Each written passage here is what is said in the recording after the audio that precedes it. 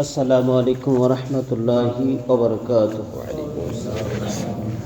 ইন্নাল হামদালিল্লাহি ওয়াহদাহু ওয়াসসালাতু ওয়াসসালামু আলা মান লা নাবিয়্যা বা'দা আম্মা বা'দ ফাআউযু বিল্লাহি মিনাশ শাইতানির রাজীম। বিসমিল্লাহির রাহমানির রহিম। ইয়া আইয়ুহাল্লাযীনা আমানুত্তাকুল্লাহা হাক্কা তুকাতিহি ওয়া লা তামুতুন্না ইল্লা ওয়া আনতুম মুসলিমুন। ইলা আখির আয়াত। সমস্ত প্রশংসা সেই মহান আল্লাহ তাআলার, যেই মহান আল্লাহ তাআলা আমাদেরকে জুমার দিন মাগরিব সালাতের পর বসার সুযোগ দান করেছেন, আমরা বুঝতে পেরেছি। এজন্য সর্বপ্রথম সেই মহান আল্লাহ তাআলার শুকরিয়া আদায় করি। আমরা সবাই বলি আলহামদুলিল্লাহ। সেই রাসূলের প্রতি দুরূদ ও সালাম বর্ষিত হোক। সকলে বলুন সাল্লাল্লাহু আলাইহি ওয়াসাল্লাম। সম্মানিত উপস্থিতি, জোড়গাছি নতুনপাড়া দাওয়া ইল্লাল্লাহ যুব সমাজের উদ্যোগে আয়োজিত সুধী সমাবেশে আমরা আসতে পেরেছি। আজকে এই ক্রান্তি লগ্নে এই মুহূর্তে আমি যে বিষয়টি আলোকপাত করার চেষ্টা করব সেটা হচ্ছে তাওহীদ।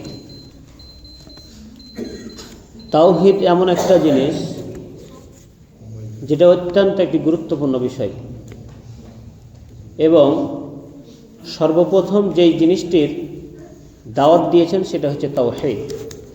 এখন তাওহীদ কাকে বলে?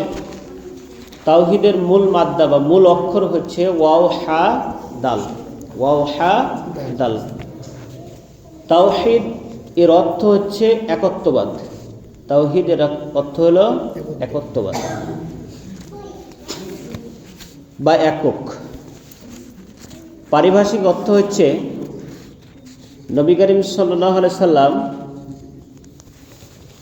তাওহীদ উহাকে বলা হয় যে আল্লাহকে একক বলে স্বীকার করা, এবং আসমা ও সিফাত যেগুলো রয়েছে অর্থাৎ ৯৯টি নাম, সেই নামগুলির গুণগুলি বিশ্বাস করার নামই হচ্ছে তাওহীদ।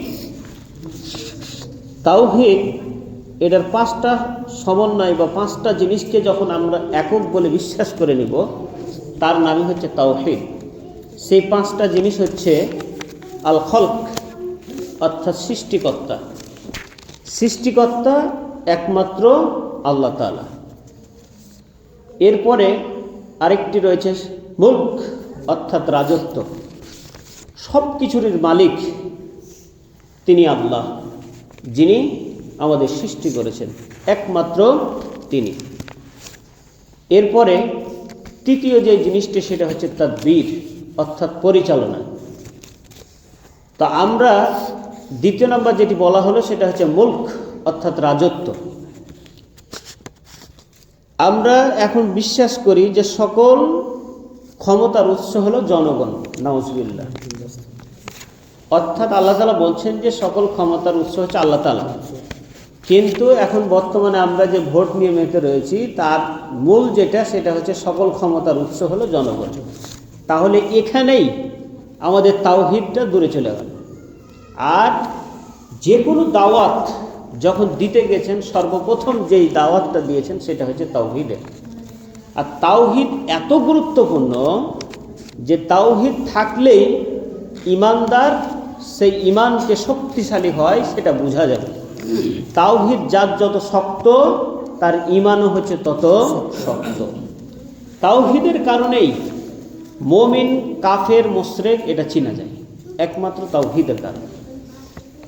তাওহীদ যার যত শক্ত, তার বুলডোজার দিয়ে তাকে যদি হত্যা করা হয়, তাকে খুন করা হয়, তবুও সে তাওহীদ থেকে এক চুলে এদিক লড়বে না।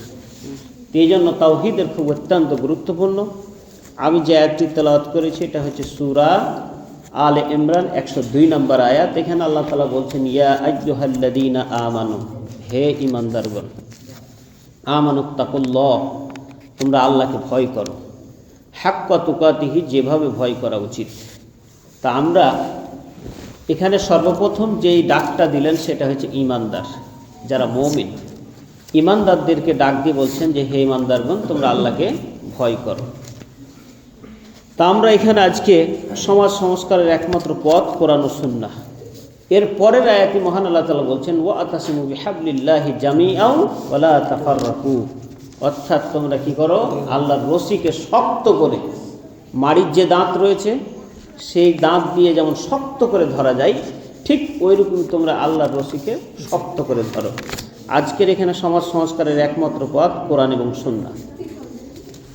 বিদায় হজের ভাষণে নবী করিম সাল্লাল্লাহু আলাইহি সাল্লাম বলছেন, তোমরা যতদিন পর্যন্ত তারাকতু ফীকুম আমরাইন লান তাদিল্লু মা তামাসসাকতুম বিহিমা কিতাবুল্লাহ ওয়া সুন্নাতি রাসূল, অর্থাৎ তোমরা অতদিন পর্যন্ত তোমাদেরকে কেউ পরাভূত করতে পারবে না, পরাজিত করতে পারবে না, তোমাদের উপর কেউ বিজয়ী হতে পারবে না যতদিন পর্যন্ত তোমরা দুইটা জিনিস ধরে রাখবে। এক হচ্ছে কিতাবুল্লাহ অর্থাৎ কোরআন, আর দ্বিতীয় হচ্ছে সুন্নাহ। এই সুন্নাহ এবং কোরআনের প্রতি যতদিন আমরা আঁকড়ে ধরে থাকবো ততদিন পর্যন্ত কেউ পরাভূত করতে পারবে না। তা আপনারা এখানে সমাজ সংস্কারের যে উদ্যোগ নিয়েছেন আলহামদুলিল্লাহ। তো আমাদেরকে যেমন হযরত উমর, তিনি আল্লাহর নবীকে হত্যা করতে যাচ্ছিলেন, তো যখন তাওহীদ বুঝলেন তখন আল্লাহর নবীর জন্য জীবন দিতে নিজে প্রস্তুত হয়ে গেলেন। সুবহানাল্লাহ, এর নাম হচ্ছে তাওহীদ। তাওহীদ যখন বুঝে নিবে সামনে কি রয়েছে, সে আর কোনো কিছু পরোয়া করবে না। তার শিরা উপশিরা সকল শক্তি দিয়ে সে অন্য ধর্মকে পরাভূত করার জন্য বা অন্য ধর্মের মনকে জয় করার জন্য সব কিছু পরাভূত করতে পারে। এর নাম হচ্ছে তাওহীদ। এই জন্য আমি যে আয়াতটি তেলাওয়াত করেছি, সেখানে মহান আল্লাহ তাআলা বলছেন, ইয়া আইয়ুহাল্লাযীনা আমানু, হে ঈমানদারগণ, ইত্তাকুল্লাহ, আল্লাহকে ভয় করো, হাক্কা তুকাতিহি, যেভাবে ভয় করা উচিত, ওয়ালা তামুতুন্না ইল্লা ওয়া আনতুম মুসলিমুন, এবং তোমরা মুসলমান না হয়ে মৃত্যুবরণ করিও না। তা আমাদেরকে কী করতে হবে? তাওহীদ। তো যেটা বলছিলাম যে 5টা জিনিসের নাম হচ্ছে তাওহীদ বা একত্ববাদ। আমরা অনেকেই বলি লা ইলাহা ইল্লাল্লাহ, বলে যে আল্লাহ এক। এক বললে তাওহীদ আর হয় না। কেন হয় না? কারণ হচ্ছে একের পরে 2, 3, 4 এভাবে হতে থাকে। আবার এদিক দিয়ে দেখা যায় একের অর্ধেক হয়, আবার 3 ভাগে, একের 3/3 অংশ হয়, একের 1/4 অংশ হয়। এই জন্য তাওহীদ ওটার নাম যে আল্লাহ একক, আল্লাহ একক। এই একক এত গুরুত্বপূর্ণ। নবী করিম সাল্লাল্লাহু আলাইহি সাল্লাম যখন দাওয়াত, সর্বপ্রথম যেই দাওয়াতটা দিয়েছেন সেটা হচ্ছে তাওহীদের। এবং সকল নবী, পৃথিবীতে যত নবী এসেছেন সবার দাওয়াত ছিল এই লা ইলাহা ইল্লাল্লাহর উপর। এবং পৃথিবীর যত মানুষ রয়েছে তাদেরকে সর্বপ্রথম যে দাওয়াতটা নবী করিম সাল্লাল্লাহু আলাইহি সাল্লামরা দিয়েছেন সেটা হচ্ছে তাওহীদের। আমাদেরকে এই জিনিসটার প্রতি গুরুত্ব দিতে হবে। এবং তাওহীদ যদি শক্ত করতে পারা যায়, সে আর কোনোদিন নামাজও ছাড়বে না, রোজাও ছাড়বে না। কিন্তু তাওহীদ যত দুর্বল, তার তত অন্য কাজগুলো দুর্বল হবে। আজকে আমরা ফজরের নামাজে অনেকে আসতে পারি না, কিন্তু যদি তাওহীদ যদি শক্ত থাকতো, ভিত যদি শক্ত হয়, এই যে মসজিদটা বানিয়েছেন কত সুন্দর করে, ভিত যদি শক্ত হয় ওপরে আপনি জয়তলা করবেন, করা যাবে। এখন ভিত যদি দুর্বল হয়, দোতলা করতে গেলে ধসে যাবে। এই জন্য আমরা কি করব? তাওহীদের গুরুত্বটা আমরা বুঝে সেইরকমভাবে কাজ করার চেষ্টা করব। আমি যে কথা বলছিলাম যে তাওহীদের যে 5টা, 1 নম্বর বললাম খলক, সমস্ত সৃষ্টির একমাত্র যিনি মালিক তিনি হচ্ছেন আল্লাহ। এবং দ্বিতীয় যেটি বললাম সেটা হচ্ছে মুলক অর্থাৎ রাজত্ব। সকল ক্ষমতার উৎস হচ্ছে আল্লাহ তাআলা এবং সকল ক্ষমতার মালিক হচ্ছেন একমাত্র আল্লাহ তাআলা। এক আল্লাহ না, এক আল্লাহ বললে আমাদের তাওহীদ দুর্বল হয়ে যায়। একমাত্র আল্লাহ তাআলা। এবং তাদবীর, 3য় নাম্বার হচ্ছে তাদবীর। তাদবীর কাকে বলা হয়? পরিচালনা করেন। এখন পরিচালনা করেন কে? একমাত্র আল্লাহ তাআলা। এখন আমরা যদি পরিচালনা করেন আল্লাহ, এক আল্লাহ, এক আল্লাহ বললে ভুল হয়ে যাবে, বলতে হবে একমাত্র আল্লাহ তাআলা সমস্ত সব কিছু পরিচালনা করেন। আমরা অনেক সময়, এই যে কিছুদিন আগে আমরা দেখলাম যে ঘূর্ণিঝড় আসলো সুন্দরবনের কারণে আমরা কি বেঁচে গেলাম, এটা হচ্ছে নাউজুবিল্লাহ। সুন্দরবন আমাদেরকে বাঁচিয়ে দিয়েছে এবছর, না হলে একেবারে আমাদের দেশ শেষ হয়ে যেত। ওইটাও পরিচালনা করেন কে? একমাত্র আল্লাহ তাআলা। বলেন একমাত্র আল্লাহ তাআলা, ওটাও তিনি পরিচালনা করেছেন। এরপরে চতুর্থ নাম্বার সেটা হচ্ছে আসমাউ সিফাত। আসমাউ সিফাত আছে 99টা, আমরা এটা জানি। আরও অনেক নাম আছে, কিন্তু আমরা কতটি জানি? 99টা। 100টা নাম রয়েছে। এবং এটার ব্যাপারে বলা হয়েছে যারা এটা হেফজ করবে এবং সে অনুযায়ী নিজের জীবন পরিচালনা করবে, দাখালাল জান্নাত, সে হচ্ছে জান্নাতে প্রবেশ করবে। এখন আমরা শুধু মুখস্থ করে নিলাম রাজ্জাক, তিনি রিজিক দাতা। এখন পাশাপাশি আমরা আবার মনে মনে ভাবলাম যে এই সরকার ছিল বিধায় আজকে আমাদের দেশটা খুব শান্তশিষ্টভাবে রয়েছে। না, এটা না, এটাও বলা যাবে না। এটাও বললে শিরক হয়ে যায়। তাওহীদের বিপরীত হচ্ছে কি? শিরক। এবং শিরক থেকে আমাদেরকে সবসময় বেঁচে থাকতে হবে। এরপরে হচ্ছে ইবাদাহ। পঞ্চম নাম্বার হচ্ছে ইবাদাহ। সকল ইবাদত, সকল কাজকর্ম, আমাদের সব কিছুই হবে একমাত্র আল্লাহকে খুশি করার জন্য। এবং আল্লাহ যদি সন্তুষ্ট হয়ে যান তাহলে আর কোনো কিছু প্রয়োজন নেই। যে মালিকের আমি কাজ করব, সেই মালিক যদি সন্তুষ্ট হয়ে যায় আর কিছু লাগবে না আমাদেরকে। সেই মালিককে খুশি করতে পারলেই আমাদের সব কাজ। যেমন প্রত্যেকটা হাদিস গ্রন্থের প্রথমে যে হাদিসটা নিয়ে এসেছেন সেটা হচ্ছে ইন্নামাল আ'মালু বিন্নিয়া। কেন নিয়ে এসেছেন? এজন্যই নিয়ে এসেছেন যে আমরা যে কোনো কাজ করতে যাব, যদি আমাদের নিয়াতের গরমিল থাকে তাহলে সেই কাজটা আমাদের কবুল হবে না। আপনার এলাকাবাসী যে উদ্যোগ নিয়েছেন, সব সময় নিয়াতটা আমাদের পরিশুদ্ধ রাখতে হবে। এই হাদিসের ব্যাখ্যায় সহিহ বুখারীতে আরেকটি হাদিস রয়েছে, হযরত আবু হুরায়রা থেকে হাদিসটি বর্ণিত, অনেক লম্বা হাদিস, যে একজন শহীদ ব্যক্তিকে আল্লাহ তাআলা নিয়ে আসবেন। নিয়ে আসার বলা হবে যে তোমাকে এত কিছু শক্তি দেওয়া হয়েছে, তুমি কি করেছো? তখন বলবে, দেখেন আল্লাহ তাআলা, আমি তোমার দিনকে বিজয়ী করার জন্য আমার নিজের জীবনটা পর্যন্ত আমি কি করেছি? উৎসর্গ করে দিয়েছি। তখন বলবে যে না, তুমি মিথ্যা বলছো, তুমি এই জন্য করেছিলে। তোমাকে একজন বীর মুক্তিযোদ্ধা বলবে, খুব শক্তিশালী বলবে, মানুষ অলরেডি তোমাকে এটা বলেছে। যাহার ফেরেশতাদেরকে আদেশ করবেন, তাকে পা ধরে একেবারে মুখর ভরে নিয়ে জাহান্নামে নিক্ষেপ করা হবে। এরপরে দ্বিতীয় সেই লোককে ডাকা হবে। সেই লোক হচ্ছে, তাকে বলা হবে একজন আলেম, যে তোমাকে জ্ঞান দেওয়া হয়েছিল, তুমি কি মনে হয়? তখন বলবে যে আমি তোমার সঠিক জিনিসগুলো জেনে মানুষের কাছে প্রচার করেছি। আল্লাহ বলবে যে তুমি মিথ্যা বলেছ, তোমার একটা উদ্দেশ্য ছিল যে তোমাকে খুব বড় কারি বলবে, আলেম বলবে, ঠিক মানুষ তোমাকে বলেছে। তাকেও একইভাবে ওই জাহান্নামে নিক্ষেপ করা হবে। এরপরে তৃতীয় শ্রেণী, তৃতীয় ব্যক্তি, যেটা হচ্ছে দানবীর, অর্থাৎ দানশীল। একেও বলা হবে তোমাকে অর্থ সম্পদ দেওয়া হয়েছিল, তোমাকে কি করে, তুমি কি করেছো? তখন বলবে যে আমি তোমার যে ভালো রাস্তাগুলি সেখানে আমি দান করেছি। তখন বলবে যে না, তুমি মিথ্যা কথা বলছো। তাকেও একইভাবে জাহান্নামে নিক্ষেপ করা হবে। অথচ তিনটা কাজই হচ্ছে খুবই গুরুত্বপূর্ণ এবং হচ্ছে খুব গুরুত্বপূর্ণ কাজ, অথচ তাদেরকে কোথায় যেতে হলো? জাহান্নামে। আর একটা কথা বলেই আমি আমার কথা ইতি টানব। চারটা শ্রেণী আছে। এই চারটা শ্রেণী, এক শ্রেণী হচ্ছে আল্লাহকে চিনে এবং আল্লাহর হুকুম আহকাম মেনে চলে।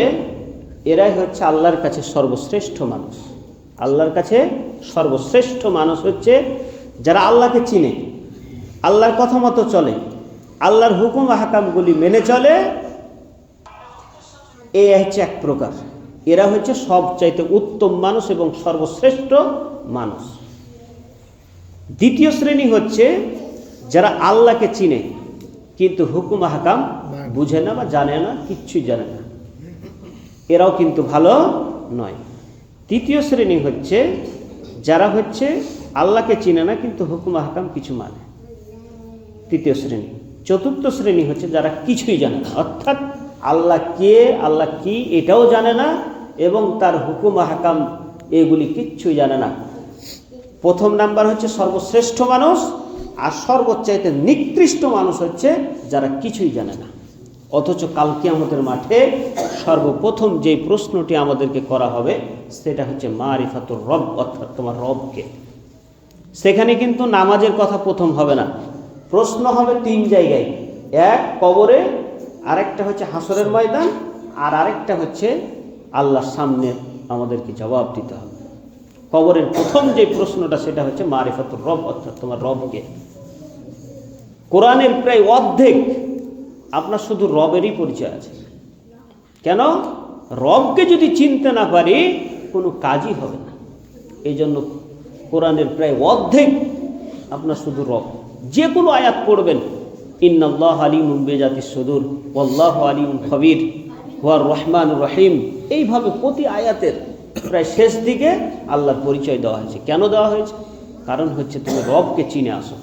রবকে যদি চিনে আসতে না পারো তাহলে তোমার পরকাল হচ্ছে অন্ধকার। এই জন্য আমাদেরকে রবকে চিনতে হবে। এবং এমন একজন ফেরেশতা, দুইজন ফেরেশতা থাকবেন, যে হচ্ছে কানে শোনে না এবং হচ্ছে চোখেও দেখে না। কানে শুনলে হয়তো বা মায়া আসতে পারে, চোখে দেখলে হয়তো বা মায়া আসতে পারে, সেটাও রাখেন।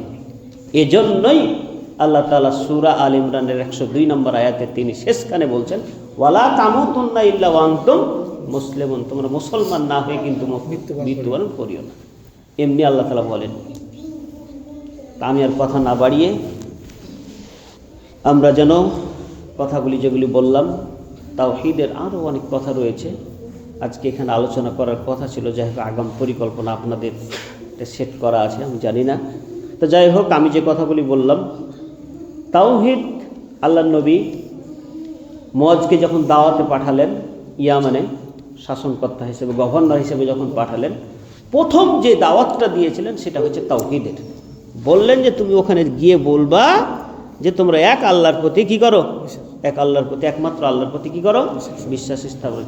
সেটা যদি মেনে নাই, তারপরে তুমি নামাজের দাওয়াত দিবা। তাহলে প্রথম দাওয়াতের কথা কি বুঝলাম? তাওহীদ, একমাত্র আল্লাহ তাআলাকে চিনতে হবে। আর কবরের প্রথম প্রশ্নই হচ্ছে আল্লাহ, মান রব্বুকা, তোমার রবকে। আল্লাহ যেন আমাদেরকে কথাগুলি মেনে চলার এবং আমল করার তৌফিক দান করেন। আমরা সবাই বলি আল্লাহুম্মা আমিন।